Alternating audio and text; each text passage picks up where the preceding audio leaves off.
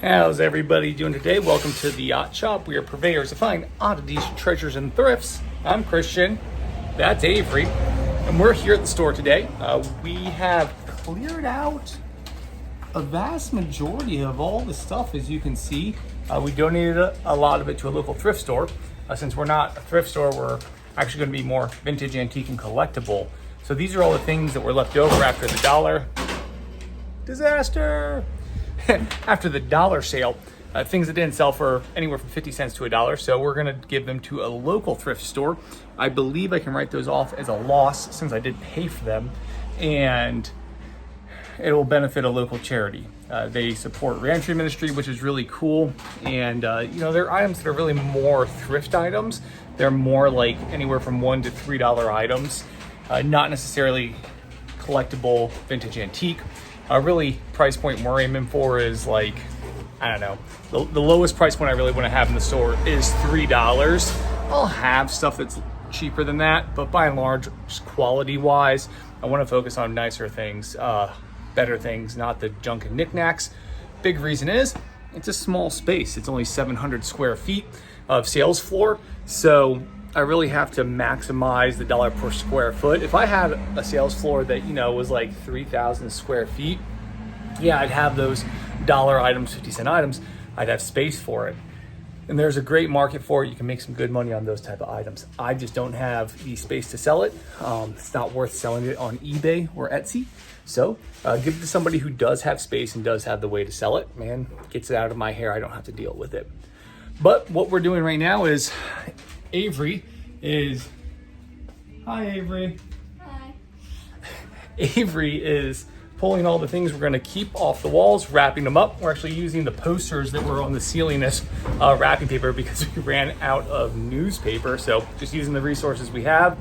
And I'm going around pulling the stuff down and also compiling the last few donate boxes. Hopefully by the end of tomorrow, we will have all of this taken care of, and at least this half of the store will be pretty much cleared and empty. All that will be there are fixtures. In other words, the shelves. So got a lot of work ahead of us. Next week's a big week. We're hoping to start doing some of the like painting and cool stuff like that next week, since I'll have my wife has off of work for the whole week, so we'll have a little bit more manpower. Good opportunity to do that. But to do that, I got to get this stuff done. So I'm going to throw you guys on time lapse, and we're going to get working, get cracking, make some progress, and I'll be back with you guys in a few.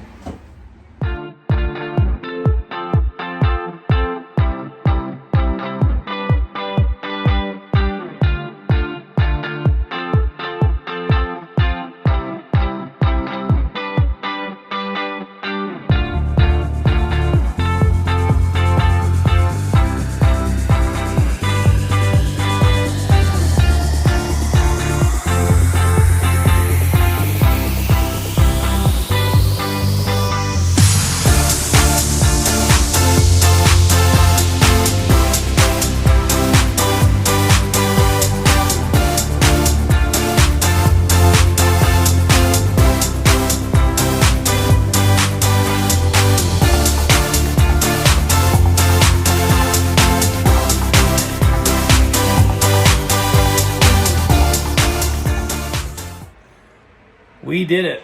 We accomplished our goal. Do you hear that? It actually is echoing in here a little bit because it's empty.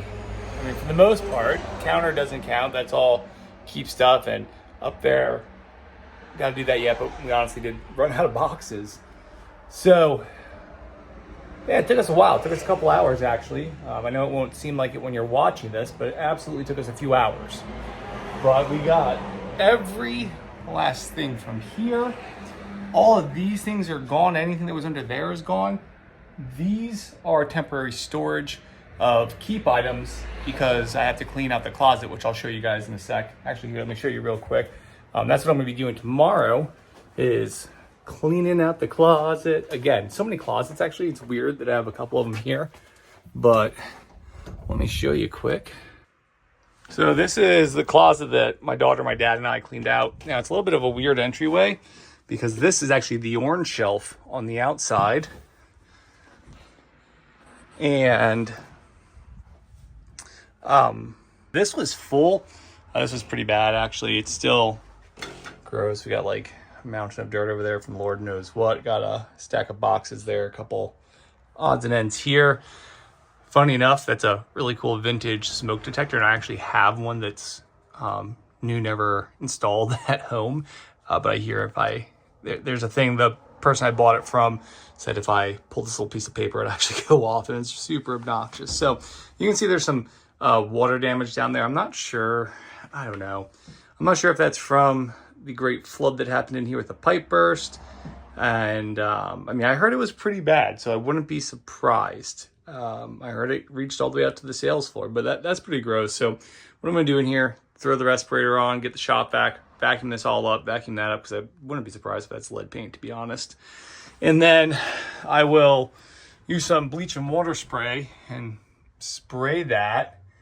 And I don't know, I might even rip up this carpet too while I'm in here. But I'll spray around the base to kill anything that is possibly mold.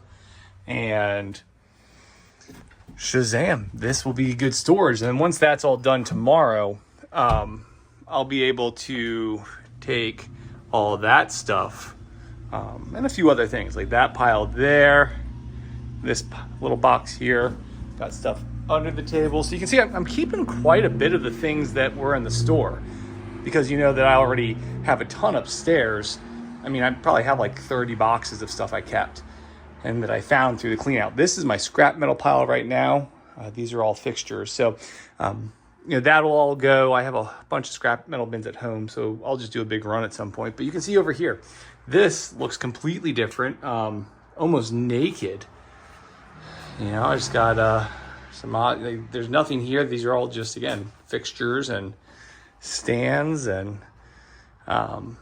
anything that you see is staying, you know. We got this all cleared out, which is crazy. Again, it's echoing in here because it's so empty, and it's looking bigger by the second. I'm really excited for how big it is.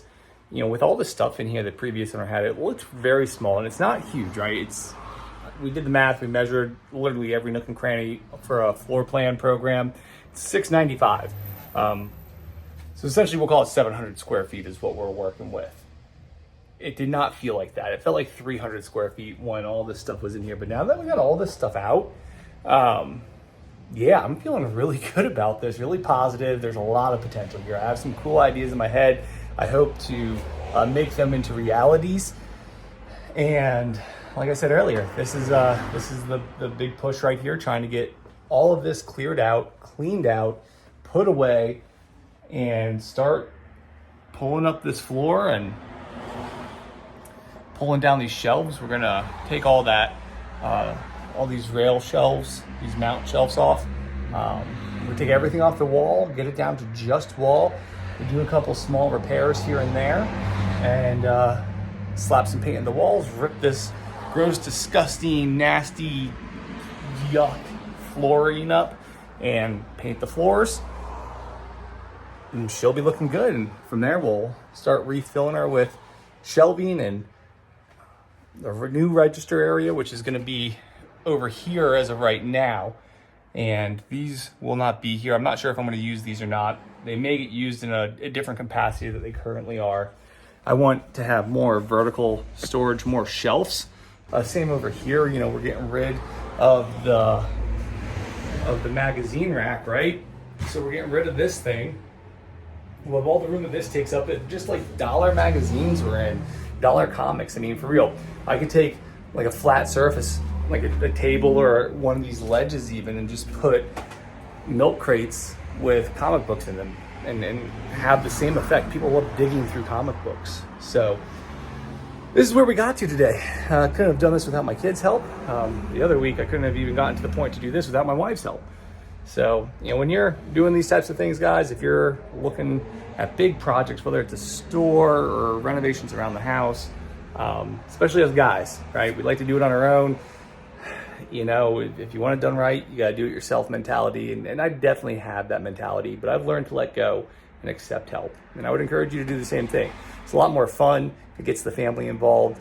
You can enjoy each other's time. You can grow too, because things that would normally frustrate you, you have to overcome them in order to work together efficiently. So I'm going to sign out for now, guys. We got to get home, get some dinner in us. I have to get to bed early, maybe, so that I can get here and knock out that closet tomorrow. I might also tackle some of the office. We'll see. I'll let you guys know. But to find out, you will have to subscribe. You will have to hit that notification bell. That way, you are alerted when I put out more content, such as that nightmare of an office and this really sketchy closet. That's it for this episode of So I Bought a Basement Thrift Store. I'll see you guys next time. Have fun. We're gonna make a thrift store.